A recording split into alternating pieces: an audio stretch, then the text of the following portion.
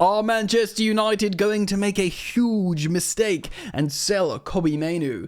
Or is it actually really smart? A pure profit asset being an academy player that will bring a lot of money and fund an appropriate rebuild in the new manager, or should I say for the new manager, Ruben Amorim, and get him players he needs to make his project work.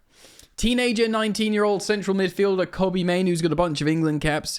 He's highly rated. The small, diminutive player, listed as a sort of defensive midfielder sometimes, but often looks like he does some of his best work near the opposition 18-yard box. We're going to get into it today. I'm going to react to an article talking about him, as well as look at his stats a little bit on X value, so we can sort of decide what kind of player he is from there.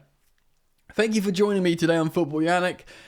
Daily content, of course, here on the channel regarding all the biggest stories in world football, and indeed just the ones I find interesting. So thanks for coming on board. If you do want to support me, like and subscribe. It's all stories except Chelsea. There might be a very small amount of Chelsea crossover. Of course, I have a dedicated channel for that. But here we are talking all things football. So I really do appreciate your support. I've had a few hundred new subs over the last couple of weeks. Excellent support and momentum here. So I appreciate you guys joining the fun. Right, so this is not, I'm going to get this from Football Transfers. Robin Bear now. This is published today.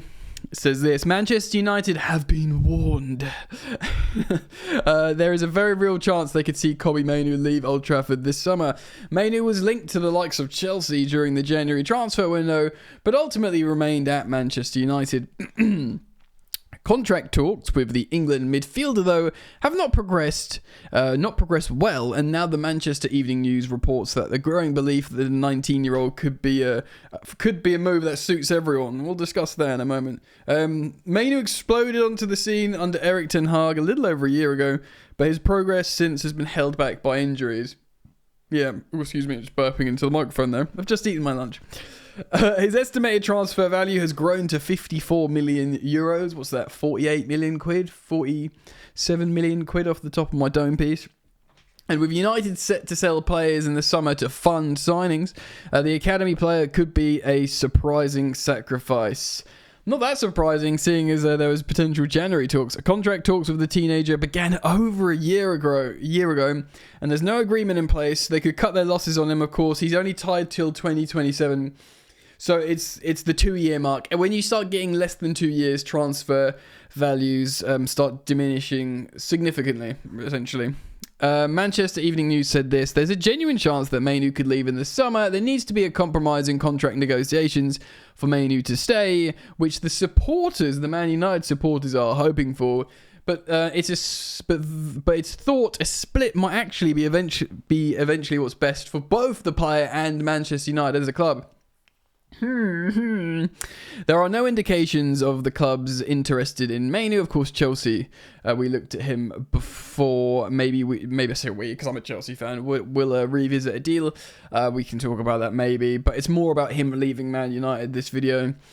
Where does he fit in under Amorim? Of course, the current Manchester United manager. He plays as a number 10 in Amorim's 3-4-3, so one of the inside players behind the striker, not as one of the two functional midfielders. Because if you think a 3-4-3 under Thomas Tuchel, speaking as a Chelsea fan here, not so much under Conte. Conte very much his wingers. But under Thomas Tuchel, he had a box midfield. So he had 2 central defensive midfielders, 2 6s and 2 10s. Not really in number 8s. And you know, those 10s are often the likes of Mason Mount, who is a Man United player who would fit really, really well there under Ruben Amorim. And Mainoo. So Mainoo would have to be a little bit more attacking, because he's essentially a front 3 player in that system, which I think he can be, by the way. I think he operates in the final third really, really well. I think he's a bit like Carney Chukwuemeka, but more diminutive. He's a very, very good link-up player, very, very intelligent footballer. Kobbie Mainoo. Apparently that's the role he will naturally take up under Ruben Amorim. He used Mainoo as a centre forward in an experiment against Crystal Palace in the Premier League, though it was never likely to be a long-term solution given the Red Devils are in the market for a number 9. I mean, they've got Højlund, who is, you know, he's got good elements to his game, but he's nothing close to a prolific goal scorer.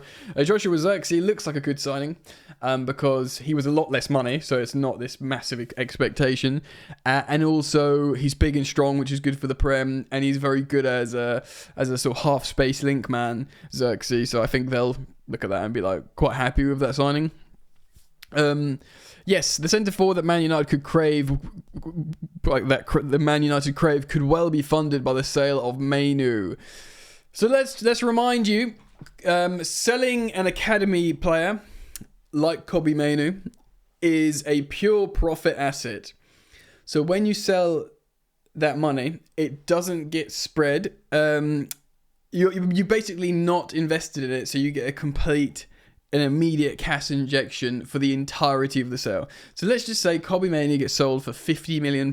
Yeah, that's £50 million, bang, in the transfer kitty for Manchester United.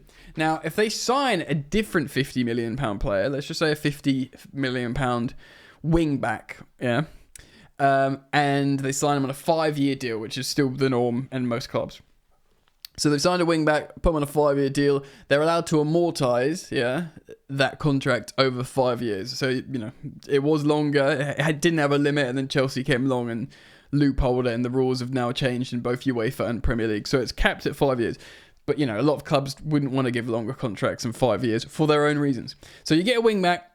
It costs £50 million, the same amount you sold Mainoo for, but you amortise it over 5 years, which means he only cost, for that first financial year, that first financial period, he only cost £10 million. So you could buy, I know there's context and nuance, but in theory, for the first financial year, Kobbie Mainoo could fund 5 £50 million players.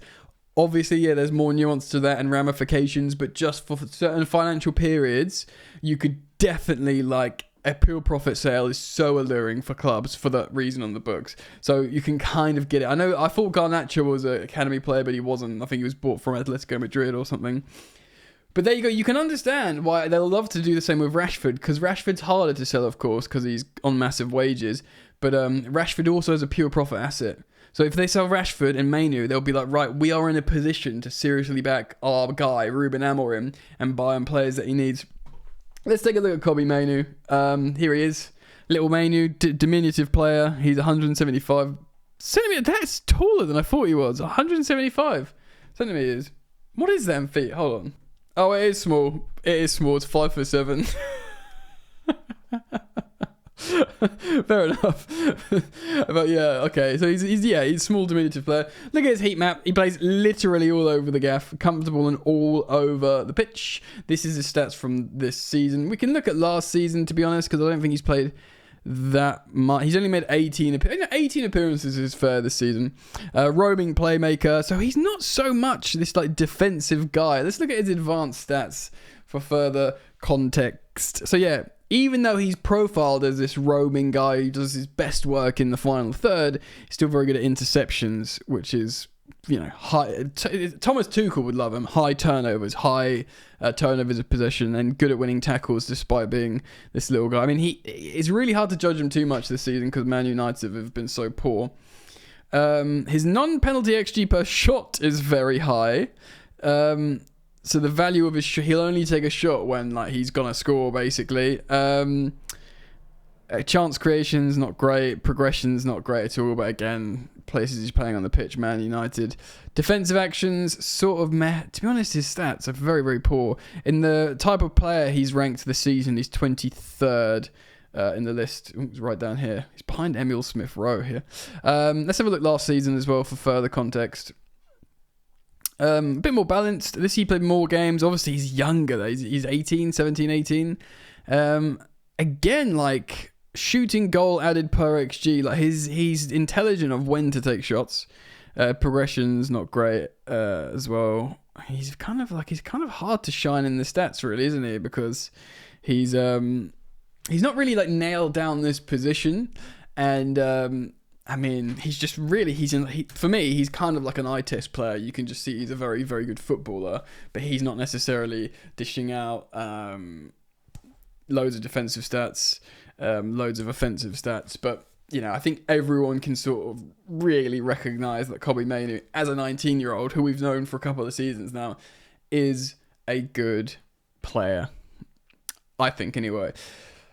Look, Man United fans, I'm not a Man United fan. Understandably, they don't want him to leave. He's from the academy. He's really, really good. He's like, they see a future, with in it, like for him, with him, in him, for him. And, in these times of so many different clubs losing their identity, feeling frustrated, I speak as a Chelsea fan. I know the frustrations with identity, connection to team, uncertainty with ownership, and Man United fans certainly feel all of that.